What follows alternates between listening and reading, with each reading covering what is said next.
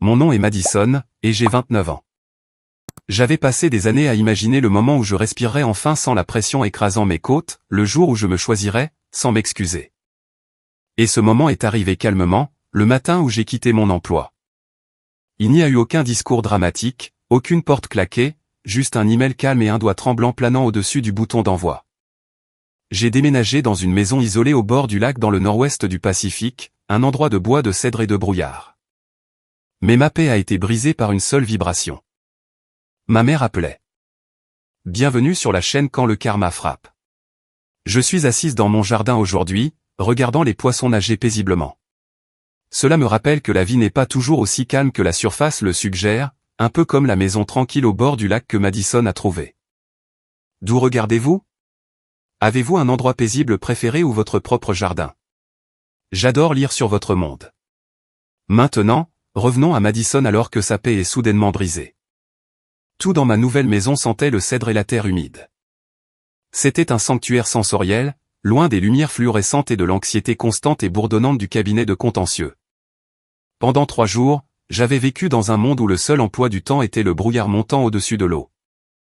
Puis le téléphone a sonné. Le nom de Brenda sur l'écran ne ressemblait pas seulement à un appel, cela ressemblait à une violation de sécurité. Je l'ai fixé jusqu'à la dernière sonnerie, mon estomac se serrant en un œuf familier et déchiqueté. Quand j'ai finalement répondu, il n'y a eu aucun bonjour. Il n'y a eu aucune question sur ma santé ou sur la façon dont je m'installais dans la maison de 520 000 $ que je venais d'acheter avec chaque centime de mon travail indépendant. Au lieu de cela, sa voix est arrivée comme une convocation. Nous emménageons demain, a-t-elle dit. Le ton était plat, définitif et portait le poids de quelqu'un qui supposait que ma vie n'était qu'une annexe de la sienne. Ton père a dit que c'était bon, a-t-elle ajouté, comme si le silence passif de Gary était un sceau d'approbation légale. Je me suis assise sur ma terrasse en bois, l'air froid frappant mon visage, mais je n'ai ressenti rien d'autre qu'une clarté soudaine et nette. Pendant une seconde, mon esprit a essayé de trouver un moyen de les accueillir. C'était l'ancienne Madison, celle qui considérait ses parents comme une dette qui ne pourrait jamais être entièrement remboursée. Mais l'analyste en contentieux en moi a pris le dessus. J'ai réalisé que Brenda ne demandait pas une chambre, elle organisait une prise de contrôle hostile. Elle a même ajouté avec une froideur plus tranchante, « Si tu n'aimes pas ça, tu peux trouver un autre endroit. » L'audace de cette phrase m'a frappé comme un coup physique. Elle me disait de trouver un autre endroit où vivre dans la maison que je possédais. Mes mains tremblaient, mais je n'ai pas pleuré. Je n'ai pas demandé pourquoi. Je n'ai pas imploré qu'elle comprenne mon besoin d'espace. Au lieu de cela, une concentration étrange et électrique s'est installée sur moi. J'ai souri, même si elle ne pouvait pas le voir. J'ai réalisé qu'elle venait de me donner la dernière preuve dont j'avais besoin, cesser d'être une fille et commencer à être une propriétaire. J'ai raccroché le téléphone sans un mot, le silence du lac est revenu.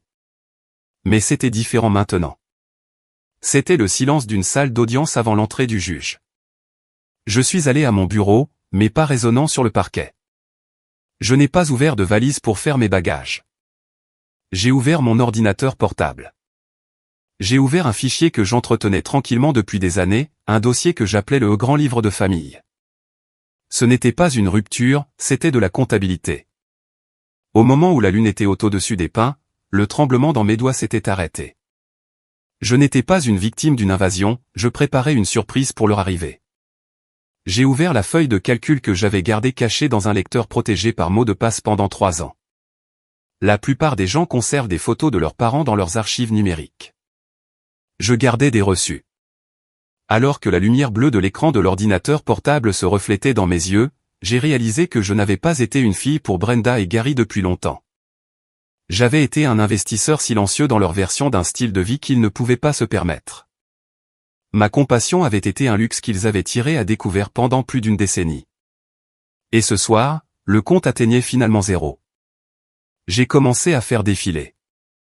Cela a commencé petit, 3 000 $ pour une réparation de voiture qui ne semblait jamais arriver, 800 $ pour une facture de service public qui était supposément à une semaine de coupure. Mais ensuite les chiffres ont commencé à gonfler, fleurissant comme des contusions sur une page. Sur 12 ans, le total était stupéfiant, 115 000 $. C'était le prix de mon statut de bonne fille.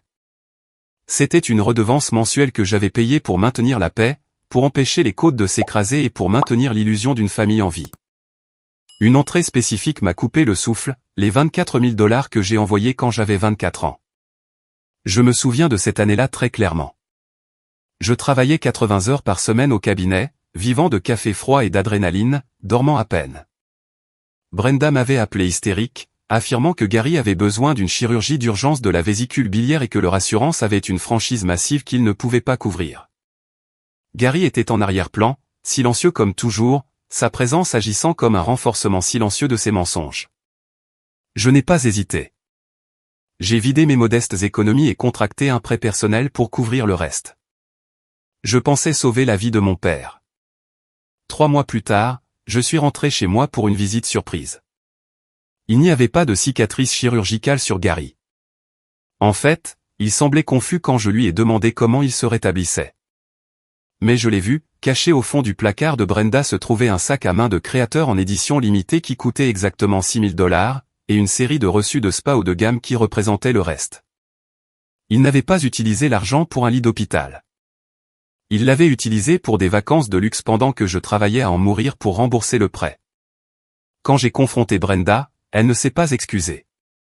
Elle m'a juste regardé et a dit, « Tu as tellement, Madison. Pourquoi ta mère n'aurait-elle pas quelque chose de bien aussi ?» C'est à ce moment-là que j'ai réalisé que mon amour était traité comme une marchandise. J'étais une ressource à exploiter, pas un être humain à aimer. Assise là dans ma maison au bord du lac, regardant le total de 115 000 $, j'ai senti une vague du sophisme des coûts irrécupérables essayer de m'engloutir. Une voix dans ma tête a murmuré que puisque j'avais déjà tant donné, je pourrais aussi bien donner cela aussi. Je pourrais aussi bien les laisser avoir la chambre d'amis. Mais ensuite j'ai regardé le lac. Le brouillard était épais et gris, cachant l'eau. Mais je savais que les profondeurs étaient froides et impitoyables. Il ne s'agissait pas de vengeance, il s'agissait d'un audit. J'avais été la banque de la famille pendant 12 ans, et la banque était officiellement fermée pour affaires.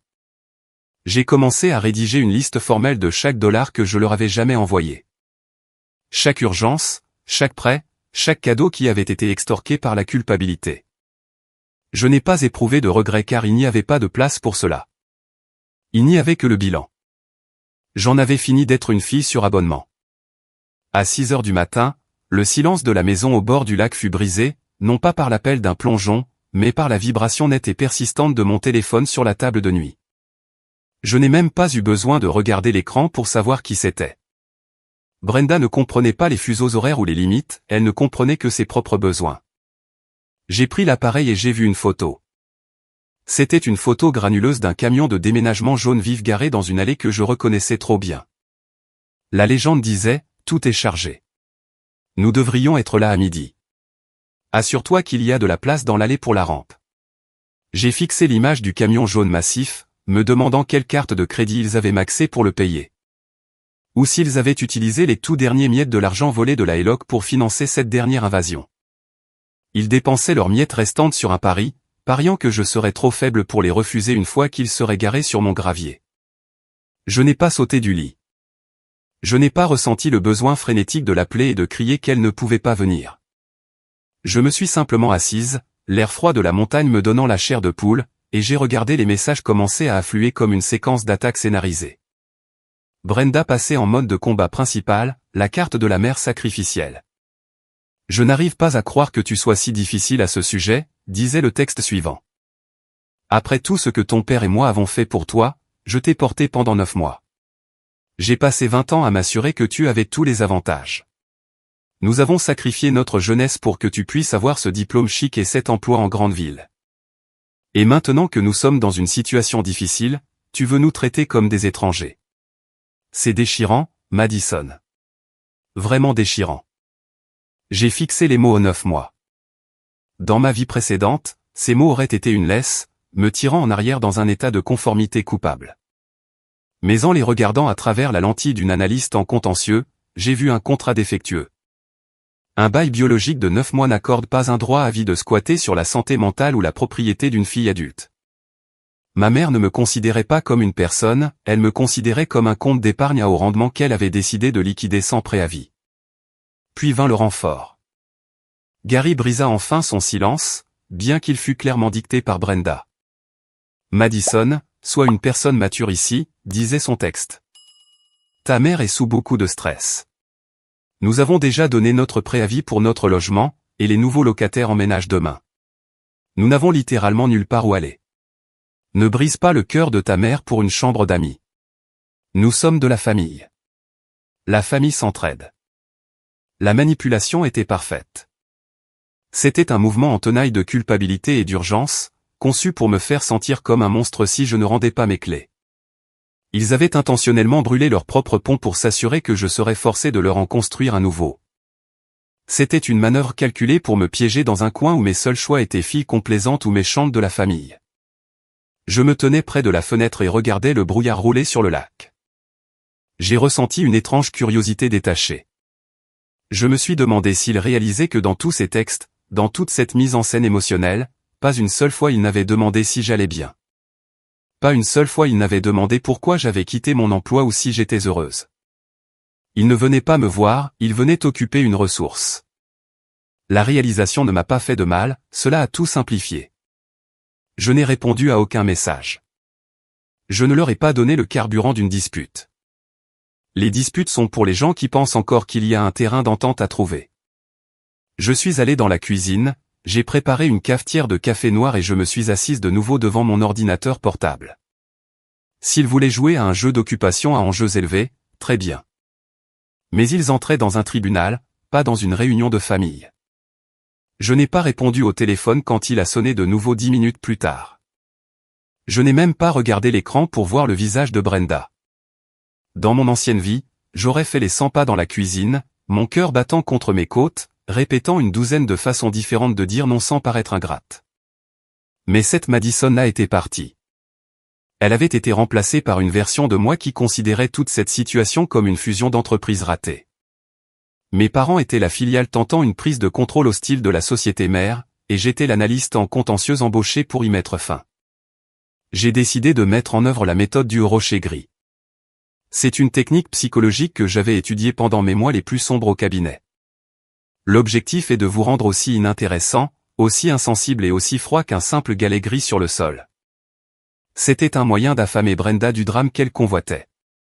En devenant un rocher gris, je choisissais d'être un non-événement, quelqu'un qui n'offre aucun carburant émotionnel, peu importe la force avec laquelle on le pique ou le sonde. Pour un narcissique, le silence est le tribunal ultime. Et j'étais sur le point de lui donner une sentence de prison à vie. On ne discute pas. On n'explique pas. On ne défend pas. Les narcissiques comme Brenda se nourrissent des réactions émotionnelles, qu'elles soient positives ou négatives. En devenant un rocher gris, je coupais son apport en oxygène. Je n'allais pas lui donner le plaisir d'une dispute hurlante ou la satisfaction de mes larmes. Je devenais un non-événement. J'ai ouvert un nouveau document sur mon ordinateur portable. Je n'écrivais pas une lettre à ma mère, je rédigeais un accord formel de location à court terme. J'ai utilisé le même langage clinique et détaché que j'avais utilisé pendant des années dans les litiges à enjeux élevés.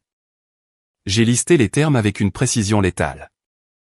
Loyer mensuel, 3 500 $, le taux du marché exact pour une propriété de luxe au bord du lac dans ce comté. Dépôt de garantie, 7 000 $, payable en totalité à l'entrée.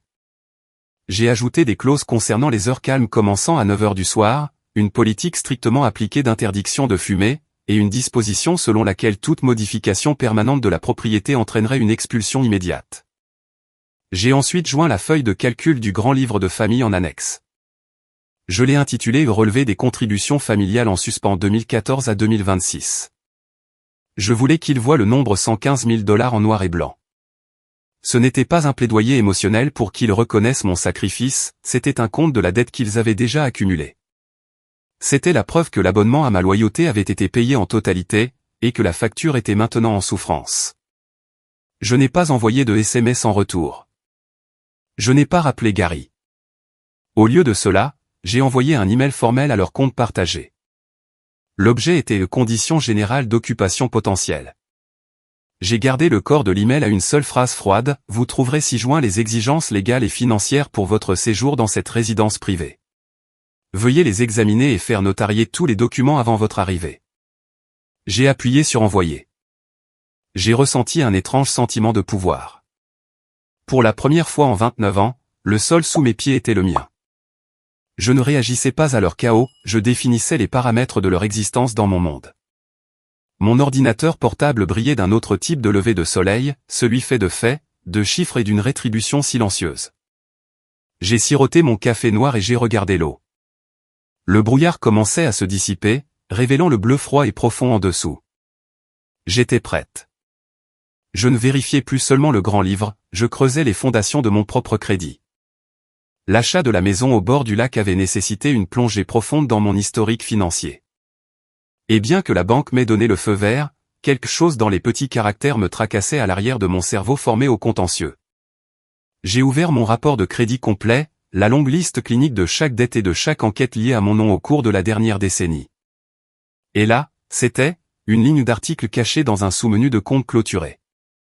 Une marge de crédit hypothécaire, également connue sous le nom de HELOC. Le montant était de 40 000 $. Elle était liée à la précédente maison de mes parents, celle qu'ils venaient de quitter. Mon cœur n'a pas accéléré, il est devenu froid, comme l'eau au fond du lac. J'ai regardé la date d'ouverture du compte, le 12 juin 2024. Je me suis penché en arrière sur ma chaise, fixant l'écran jusqu'à ce que les chiffres deviennent flous. Je me souvenais parfaitement de juin 2024. J'ai passé tout ce mois à Londres. Je travaillais sur une fusion transfrontalière qui exigeait que je sois dans un bureau sécurisé à Canary Wharf de 8 h du matin à minuit tous les jours. Je n'avais pas été dans le pays, encore moins chez un notaire dans ma ville natale. J'ai sorti mes anciens carnets de voyage et mes relevés bancaires de ce mois-là. Il n'y avait pas de vol retour. Il n'y avait que des frais de transport en commun londonien et de café trop chers dans la capitale britannique.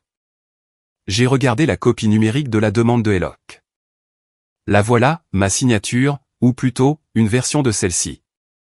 C'était une imitation exercée et tremblante de mon écriture, griffonnée sur un document qui me désignait comme co-signataire pour 40 000 $. Ils n'avaient pas seulement abusé de ma gentillesse, ils avaient commis un vol d'identité. Ma mère avait conservé un dossier numérique de mes documents sensibles, ma carte de sécurité sociale et mes déclarations de revenus précédentes des années où je gérais leurs finances. Ils ont contourné la vérification physique de la banque en utilisant un portail de demande en ligne et un notaire local qui était un ami de longue date de la famille. Quelqu'un qui n'a pas posé de questions quand ma mère a affirmé que j'étais en voyage d'affaires, mais avait déjà signé les papiers à l'avance. Ils ont transformé ma loyauté d'enfant en une arme numérique.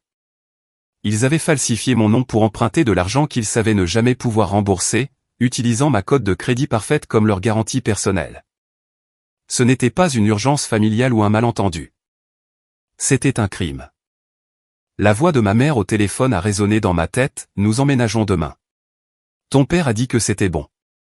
Soudain, le rêve d'emménager dans ma maison a pris tout son sens. Ils ne cherchaient pas seulement une chambre d'amis, ils fuyaient les décombres du château de cartes financier qu'ils avaient construit, utilisant mon nom comme fondation. Ils avaient vendu leur maison pour couvrir d'autres dettes. Mais ces 40 000 $ étaient toujours là, suspendus au-dessus de ma tête comme une guillotine. Je me suis frotté les yeux, mais je ne me sentais plus fatigué. J'avais l'impression d'être de retour au tribunal, regardant un accusé qui venait d'être pris en flagrant délit de mensonge. C'était le coup fatal. En contentieux, il y a toujours une pièce à conviction qui fait s'effondrer toute la défense. C'était celle-là. Je n'ai pas appelé la police. Pas encore. J'ai simplement téléchargé le document et l'ai enregistré dans un dossier intitulé « Preuve ». L'arrivée. La trahison n'était pas une tempête soudaine, c'était une lente pourriture que j'avais finalement décidé d'exposer à la lumière. J'ai alors réalisé qu'il n'y avait aucun chemin de retour pour être une bonne fille, cette Madison-là était morte, enterrée sous 40 000 $ de dettes forgées. Alors que je regardais le premier vrai soleil frapper la surface du lac, j'ai réalisé que je ne protégeais plus seulement ma maison, je me préparais à poursuivre mon passé. Le bruit des pneus sur le gravier a annoncé leur arrivée exactement à midi. J'ai regardé par la fenêtre du salon le SUV noir rouler dans mon allée avec le camion de déménagement jaune massif que j'avais vu sur la photo, avançant lourdement derrière lui. Il ressemblait à une ombre prédatrice suivant son éclaireur. Les deux véhicules s'arrêtant avec la confiance imméritée d'une armée envahissante. Brenda est sortie la première, ses yeux balayant immédiatement le revêtement en cèdre et la vaste terrasse avec un regard de satisfaction prédatrice. Elle ne regardait pas ma maison comme un lieu de guérison. Elle arpentait son nouveau royaume. Gary la suivait, les épaules voûtées, portant cette même expression absente qu'il avait eue toute ma vie, le visage d'un homme qui regardait sa femme allumer des feux et lui tendait simplement les allumettes. Ils n'ont pas frappé. Brenda a poussé la porte d'entrée et a marché dans le vestibule comme si elle franchissait une ligne d'arrivée. Elle ne m'a pas regardé. Elle a regardé la poussière sur les plaintes. Madison, tu aurais vraiment dû balayer avant que nous arrivions, a-t-elle crié, sa voix résonnant à travers les hauts plafonds. La critique est arrivée avant l'affection, comme toujours. Gary se tenait derrière elle, une ombre silencieuse dans l'embrasure de la porte. Je me tenais fermement au centre de l'entrée, bloquant physiquement le chemin vers le reste de la maison. J'avais vu suffisamment de dossiers juridiques pour savoir qu'une fois qu'ils auraient déplacé leur carton au-delà de ce seuil et dormi une seule nuit, ils pourraient revendiquer la résidence. Je n'allais pas laisser une seule valise toucher mon sol avant que les conditions ne soient signées et que le piège ne soit tendu. Je n'ai pas bronché. Je n'ai pas offert un câlin ou un verre d'eau. Je me suis simplement tenu près de la table de la salle à manger où 3 épais dossiers blancs reposaient en une rangée nette. J'ai préparé quelque chose pour vous, ai-je dit. Ma voix était égale, presque détachée. Brenda a fait une pause, un éclair de suspicion traversant son visage. Oh, s'il te plaît, Madison, ne commence pas avec le drame, a-t-elle dit en agitant la main d'un air dédaigneux. Nous avons conduit pendant des heures. Nous voulons juste nous installer dans notre chambre. Laquelle est la nôtre? Celle avec vue sur le lac? Je n'ai pas répondu. J'ai fait un geste vers la table. J'ai ouvert le premier dossier et je l'ai fait glisser vers elle. Ceci est l'audit détaillé des 12 dernières années, lui ai-je dit. 115 000 $. Chaque paiement de loyer que j'ai couvert, chaque facture médicale que j'ai payée.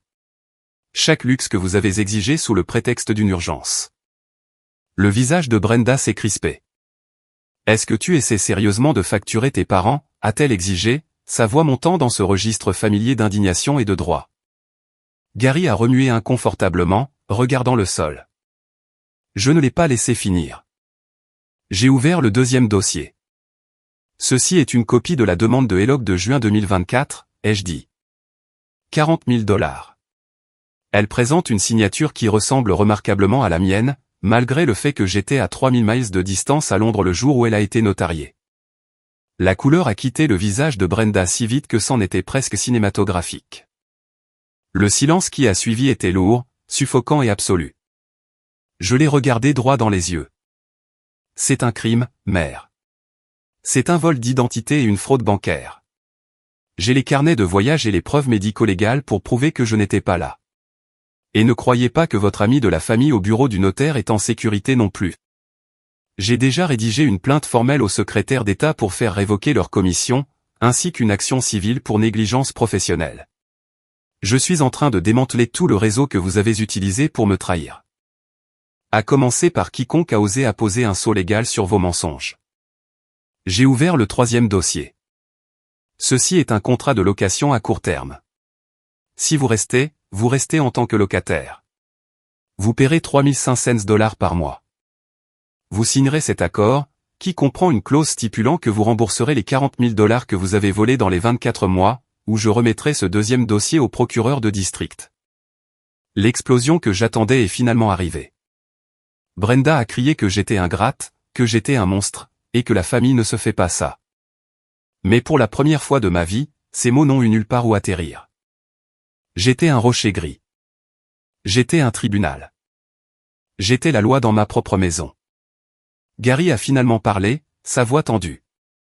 Madison, c'est extrême. Non, ai-je répondu calmement. Ce qui était extrême, c'était de supposer que vous pouviez prendre ma vie quand cela vous arrangeait. Vous croyez que l'autorité voyageait avec vous. Ce n'est pas le cas.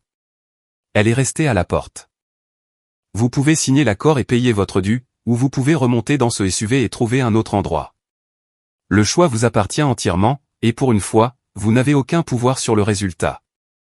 Brenda a regardé autour de la pièce, et pour la première fois, elle l'a vue pour ce qu'elle était, une forteresse qu'elle ne pouvait pas franchir.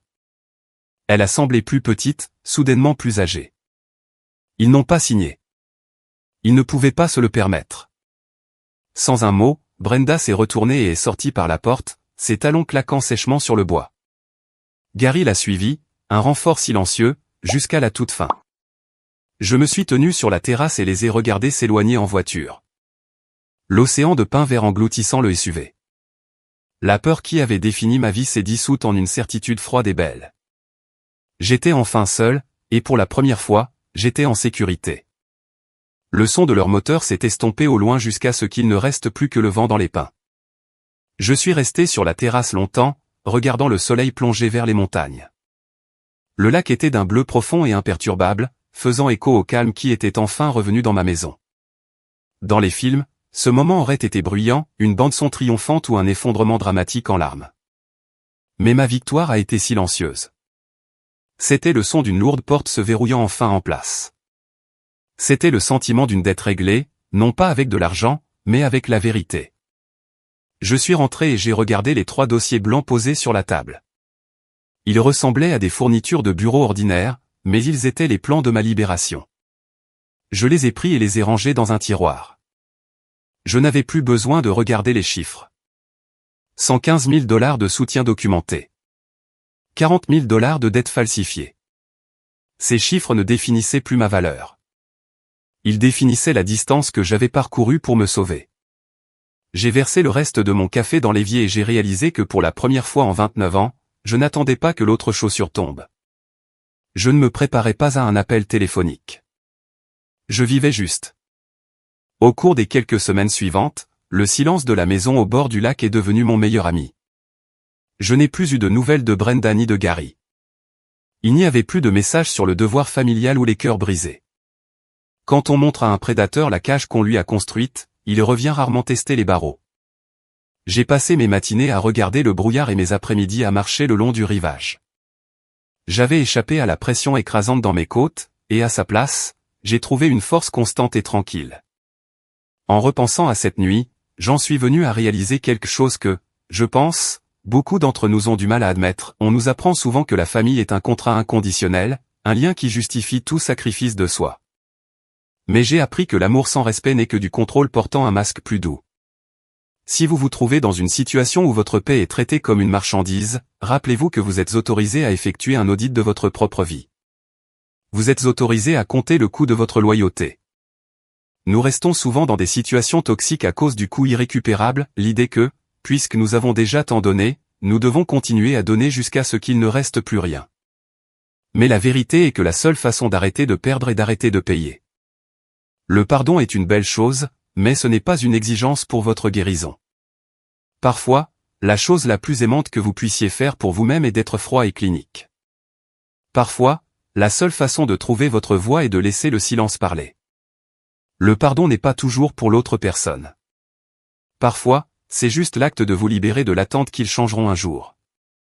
Je n'ai pas eu d'excuses, et je n'ai pas récupéré mes 40 000 $, mais j'ai eu mon avenir. J'ai appris que non est une phrase complète et que les limites ne sont pas destinées à punir les autres. Elles sont destinées à protéger la version de vous qui a finalement appris à respirer.